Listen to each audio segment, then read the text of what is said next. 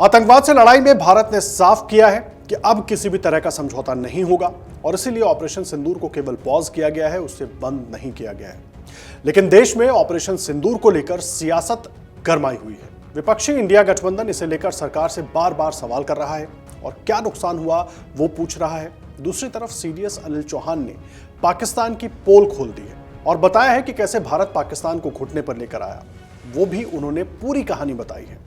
आपको सब बताएंगे, विस्तार से बताएंगे, आप बने रहिए हमारे साथ। देखिए, दरअसल 30 मई को सिंगापुर में शांग्रीला डायलॉग में एक इंटरव्यू के दौरान पाकिस्तान की ओर से राफेल गिराए जाने के सवाल पर सीडीएस ने कहा था कि यह महत्वपूर्ण नहीं है कि कितने विमान गिरे, बल्कि यह महत्वपूर्ण है कि वो क्यों गिरे, हमने क्या गलतियां की, ये जानना महत्वपूर्ण है। संख्या महत्वपूर्ण नहीं है।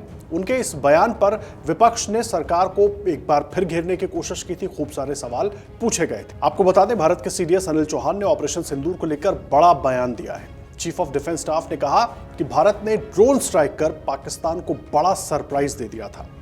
सीडीएस ने एक और बड़ी बात कही। उन्होंने कहा कि पाकिस्तान 48 घंटे की जंग लड़ने की सोच रहा था, लेकिन 8 घंटे में ही उसे सरेंडर करना पड़ा। भारत ने ऑपरेशन सिंदूर के जरिए दुनिया को न सिर्फ अपनी ताकत, अपना पराक्रम दिखाया, बल्कि सबसे कम समय चलने वाले युद्ध में दुश्मन को पूरी तरह तबाह करके भी दिखाया। सुनिए। Let me talk about rationality once again in the context of Operation Bunyan al-Marsus, and which I said, I've said once, twice earlier that in this whole business of war, warfare, or use of force, the military people are the ones who are most rational, because we understand that, war and warfare is very, very unpredictable, and we also probably understand the consequences of war. So that I think is important. So although lost by Pakistan on 10th of May at about 1 a.m., its aim was to get down India to its knees in 48 hours. Multiple attacks were lost. And in some manner, they have escalated this conflict, which we had actually hit only terrorist targets, but also into the military domain. From their perspective, it would have been rational in the sense they would have said that you use military means to hit these targets.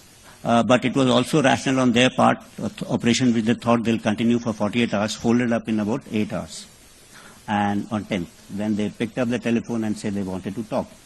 And I think that the rationale behind this the realization coming in, stemmed from two facts. That one is they must have assumed that if they continued this mode, they're likely to lose much more. So hence they picked up the telephone. And second thing, since they had struck us at multiple fronts, they still did not have the benefit of understanding what they had struck. So they must have thought they must have struck, and hence there's time to talk now. And if they don't, they'll tend to lose both. Chief of defence staff Anil Chauhan ने कहा कि 10 मई को लगभग 1 बजे पाकिस्तान की planning थी कि वो भारत पर हमला करेगा और 48 घंटों में भारत को वो नेस्तनाबूद कर देगा, यानी कि घुटनों पर ला देगा। सीडीएस ने आगे कहा कि कई हमले पाकिस्तान की ओर से किए गए और उन्होंने इस संघर्ष को बढ़ा दिया, जिसमें हमने वास्तव में केवल आतंकी ठिकानों को निशाना बनाया था। ऑपरेशन जो उन्होंने सोचा था कि 48 घंटे तक चलेगा, हमने लगभग 8 घंटे में ही खत्म कर दिया। और फिर उन्हें टेलीफोन उठाना पड़ा और भारत को फोन करके कहना पड़ा कि वो बात करना चाहते हैं। हमने आपको सुनवाया कि सीडीएस अनिल चौहान ने क्या कहा, किस तरीके से वो बता रहे हैं कि भारत की सेना कैसे पाकिस्तान को घुटने पर आने पर मजबूर कर चुकी थी।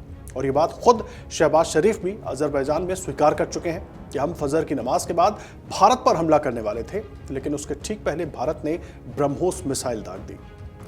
लेकिन फिर भी देश में विपक्ष के नेता अलग ही नैरेटिव बनाने में लगे हुए हैं। बार बार सवाल हो रहे हैं कि आखिर भारत के कितने फाइटर जेट्स तबाह हुए, भारत का साथ किस देश ने दिया। इस तरह के कई सवाल विपक्ष सरकार से पूछ रहा है। साथ ही डोनाल्ड ट्रंप के हस्तक्षेप को लेकर के भी सरकार को घेरा जा रहा है। और ऐसे समय में जब पाकिस्तान इन बयानों का इस्तेमाल भारत के खिलाफ नैरेटिव बनाने में कर रहा है, हालांकि पाकिस्तान खुद अपनी हालत, अपनी सच्चाई दुनिया के सामने रख भी रहा है। ऑपरेशन सिंदूर के बाद जिस तरह से अमेरिकी राष्ट्रपति ट्रंप का सीज फायर को लेकर बयान आया था, उसे लेकर सियासी पारा पहले ही चढ़ा हुआ है। इस बीच इंडिया ब्लॉक के 16 दलों ने मिलकर बड़ी डिमांड रखी है।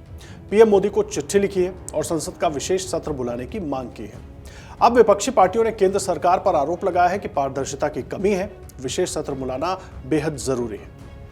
कांग्रेस सांसद दीपेंद्र हुड्डा ने इस बैठक के बाद कहा कि जब पहलगाम में हमला हुआ तो कांग्रेस सहित विपक्ष के तमाम दलों ने पूरी तरह से देश की सरकार को जवाबी एक्शन के लिए अपना समर्थन दिया। उसके बाद जो कुछ हुआ वो भी आपके सामने है। जिस तरह से अमेरिका की ओर से युद्ध विराम की घोषणा की गई, फिर उसके बाद सामने आए घटनाक्रम को देखते हुए हमने संसद के विशेष सत्र की मांग उठाई है। सुनिए।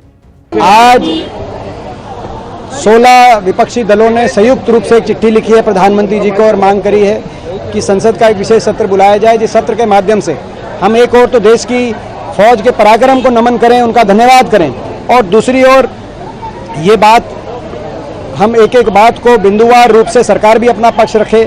ऑपरेशन सिंदूर, उसके बाद अमेरिका द्वारा घोषित सीज फायर, और उसके बाद दुनिया में जो सारे हमारे दल संसदीय प्रतिनिधिमंडल गए हैं, और ये देखा जाए क्या हम पाकिस्तान को अलग थलग करने में दुनिया में सफल हो पाए हैं, और क्या अगर नहीं कुछ कमियां रही हैं तो कैसे क्या आगे कूटनीति बने, देश एक स्वर में बोले।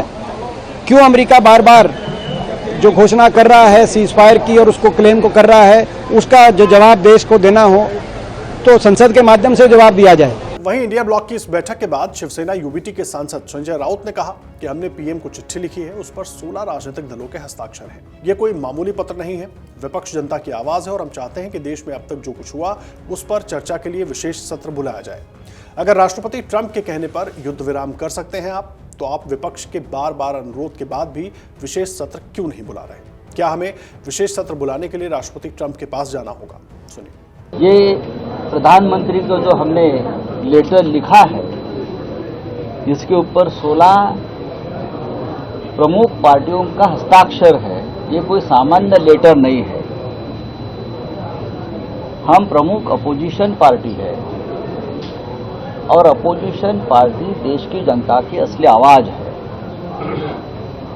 अगर हम चाहते हैं कि देश में जो हुआ है उसके लिए स्पेशल सेशन, एक विशेष सत्र बुलाकर चर्चा हुई, तो लोकतंत्र की प्रतिष्ठा रहेगी और देश की जनता को सच पता चले। अगर प्रेसिडेंट ट्रंप से कहने से आप युद्ध विराम कर सकते हो, तो देश की जो मुख्य अपोजिशन पार्टी के कहने से आप स्पेशल सेशन क्यों नहीं बुला रहे हो? क्या हमको स्पेशल सेशन के लिए प्रेसिडेंट ट्रंप के पास जाना पड़ेगा? वहीं समाजवादी पार्टी के नेता रामगोपाल यादव ने कहा कि संसद का विशेष सत्र बुलाया जाना चाहिए और वो इसलिए आवश्यक है क्योंकि आप सारी दुनिया को बता रहे हैं, लेकिन संसद को और संसद के माध्यम से देश की जनता को अंधेरे में रखना चाहते हैं। हमें इस मौके पर किन देशों से समर्थन मिला, एक देश भी खुलेआम हिंदुस्तान के समर्थन में नहीं आया, ये चिंता की बात है। हम कूटनीतिक स्तर पर पूरी तरह से विफल हो गए हैं। सेना बधाई की पात्र है, लेकिन उन्होंने अच्छा काम किया। सेना बधाई की पात्र है, उन्होंने अच्छा काम किया। सुनिए। आप सारी दुनिया को तो बता रहे हैं, लेकिन संसद को और संसद के माध्यम से हिंदुस्तान की जनता को अंधेरे में रखना चाहते हैं। हमें इस अवसर पर किन देशों से समर्थन मिला, एक देश भी खुलेआम हिंदुस्तान के समर्थन में नहीं आया, ये चिंता की बात है। हम डिप्लोमेटिक फ्रंट पर पूरी तरह असफल हो गए। अब सवाल यह है कि एक तरफ सीडीएस सेना की उपलब्धि बता रहे हैं, दूसरी तरफ विपक्ष जो सरकार को घेरने में लगा हुआ है, और पाकिस्तान इस तरह के बयानों का फायदा एंटी इंडिया नैरेटिव बनाने में कर रहा है। लेकिन बड़ा सवाल यह है कि जब सीडीएस की तरफ से साफ तौर पर बताया जा रहा है कि कैसे पाकिस्तान को घुटने पर लाया गया, उसके बाद इस तरह के सवाल क्यों? और विपक्ष की तिलमिलाहट शायद इसलिए भी हो सकती है क्योंकि विपक्ष बार बार सरकार से विशेष सत्र बुलाने की मांग कर रहा है, लेकिन सरकार के सूत्रों के मुताबिक फिलहाल विपक्ष की इन मांगों पर कोई विचार नहीं हो रहा है, क्योंकि 22 जुलाई से ही संसद का मानसून सत्र शुरू होने वाला है और सरकार को लगता है कि उसमें ही देश के सामने सारी बातें खुलकर आ जाएंगी। विपक्ष के जो सवाल है और सरकार ने क्या कुछ किया और सरकार की तरफ से किस तरह के कदम उठाए गए, सेना का पराक्रम किस तरीके से रहा, वो सब कुछ देश के सामने आ जाएगा। अगर आप ये वीडियो YouTube पर देख रहे हैं तो हमारे चैनल को सब्सक्राइब कर बेल आइकन दबाएं और Facebook पर देख रहे हैं तो हमारे पेज को लाइक करें।